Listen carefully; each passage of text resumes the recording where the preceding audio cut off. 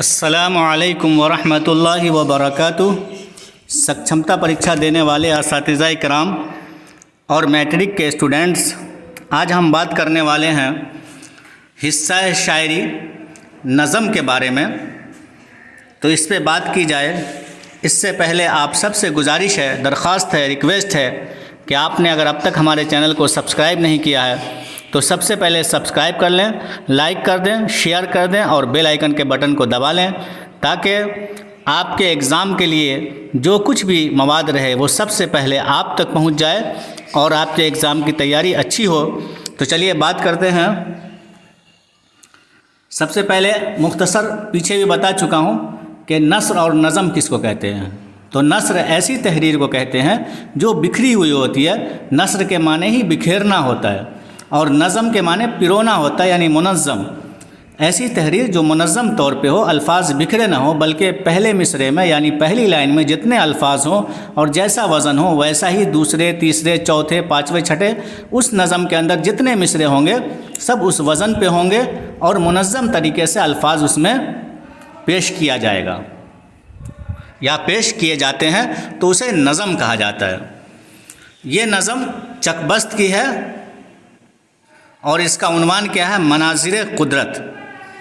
मनाजिर के माने होते हैं, मंज़र की जमा मनाजिर है, इसके माने होते हैं साइट, दृश्य, और कुदरत यानी प्राकृतिक या नेचुरल जो अल्लाह की तरफ से बनाए हुए मंज़र हैं उन्हें मनाजिर कुदरत कहा जाता है। यानी कुदरती तौर पे क्या है? पहाड़ है, समंदर है, पेड़ पौधे हैं, झरने हैं, नदियां हैं, या अल्लाह की जानिब से जो चीज़ बनाई हुई है वो मनाजिर कुदरत में आते हैं। वो इंसान के बस की बात नहीं कि बना सके, और ये दुनिया की खूबसूरती में शामिल है। तो चकबस्त ने मनाजिर कुदरत के ऊपर शानदार नज़म कही है और इसमें इन्होंने अल्लाह की कुदरत को दिखाया है कि कितना बड़ा कादिर है और कितने अच्छे अंदाज में इस दुनिया को सजाया है। इस दुनिया की खूबसूरती में इजाफ़ा किया गया है पहाड़ों के ज़रिए से, पेड़ पौधों के ज़रिए से, समंदरों के ज़रिए से और दूसरी चीज़ों के ज़रिए से। इस नज़म के अंदर इसका पस मंज़र जो है, इसका एक ख़ास पस मंज़र है। शायर चकबस्त एक बार देहरादून का सफ़र किया। देहरादून ये गए। देहरादून कहाँ पे है? सूबा उत्तरांचल का सदर मकाम है। उत्तरांचल का जो है इसका अब नाम क्या है? उत्तराखंड। पहले उत्तरांचल नाम पड़ा था, फिर उत्तराखंड इसका नाम अब पड़ गया है आधिकारिक तौर पे। सदर मकाम यानी देहरादून उत्तराखंड का क्या है? उसकी राजधानी है। कदीम ज़माने से ही यानी पुराने ज़माने से ही खूबसूरत पहाड़ी इलाके में इसका शुमार होता है। देहरादून क्या है? पहाड़ी इलाका है, खूबसूरत पहाड़ी इलाका है। ये दूर दूर के लोग यहाँ पे क्या करने आते हैं? घूमने के लिए आते हैं। गैर ममालिक के सयाह भी यहाँ के खूबसूरत और कुदरती मनाजिर, फितरी मनाजिर से लुत्फ़ अंदोज़ होने के लिए आते हैं, यानी एंजॉय करने के लिए आते हैं, इंटरटेनमेंट के लिए आते हैं। शायर ने देहरादून के सफ़र में अपनी आँखों से जो कुछ देखा और जो कुछ महसूस किया उसे शेरी कालिब में ढाल दिया है, यानी उसे शेर के ज़रिए से बयान किया है, शेरी ढांचे में उसे बयान किया है।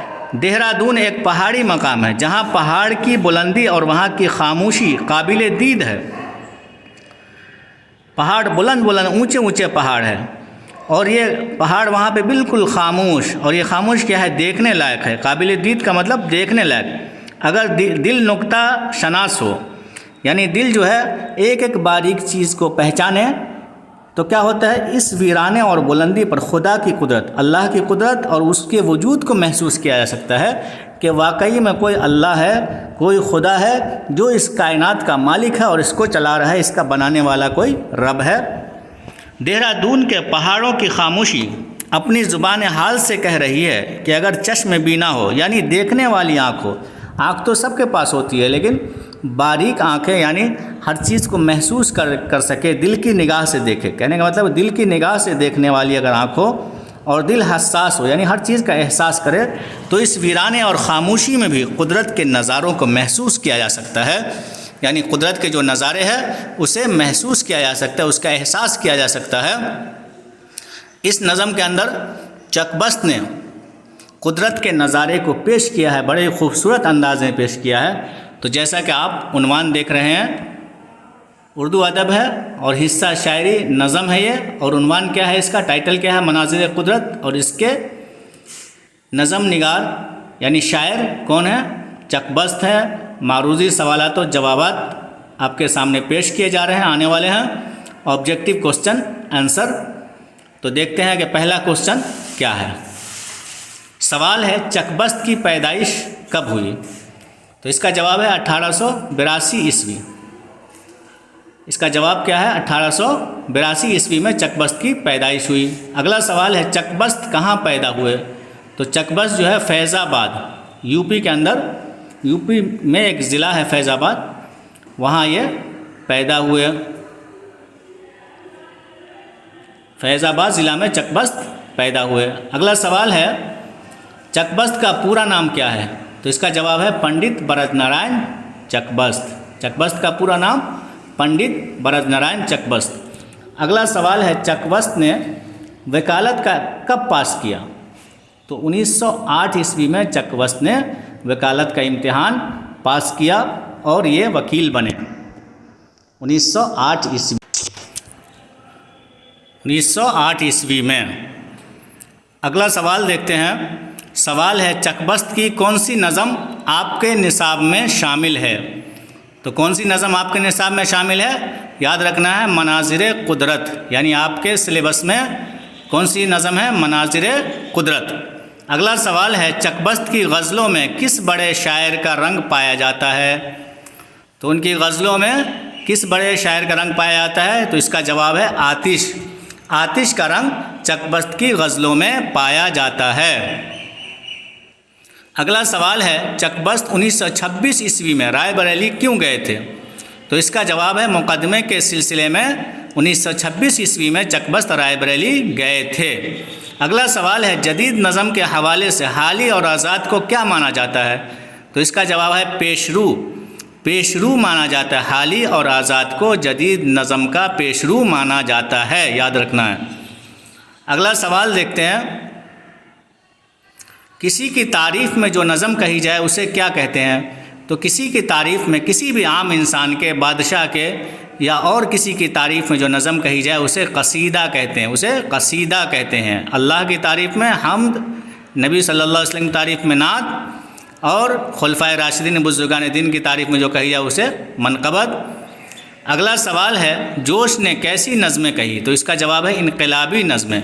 जोश ने कैसी नज़में कही, इनक़लाबी नज़में कही। अगला सवाल है चकबस्त किस पेशे से मुंसलिक थे, यानी इनका पेशा क्या था।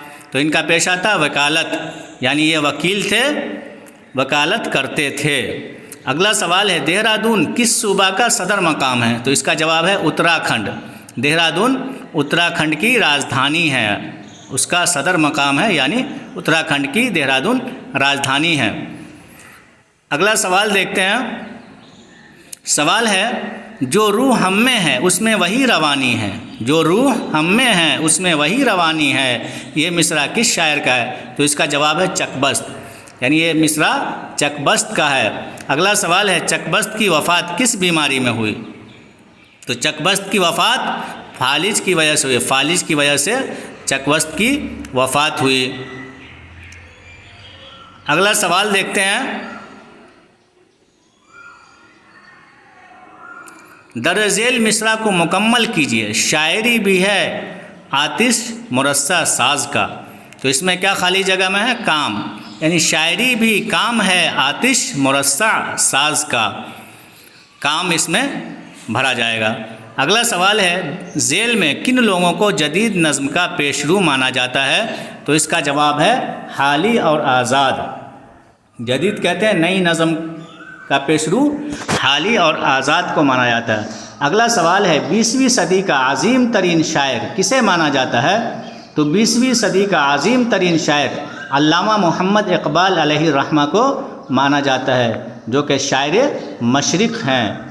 इन्हें 20वीं सदी का बड़ा शायर, अजीम तरीन शायर माना जाता है। अगला सवाल है चकबस्त ने BA कब पास किया। तो चकबस्त ने BA 1905 ईस्वी में पास किया। चकबस्त ने BA 1905 ईस्वी में पास किया। तो असातिज़ा कराम और स्टूडेंट्स, उम्मीद है कि आपको हमारी ये वीडियो पसंद आई होगी।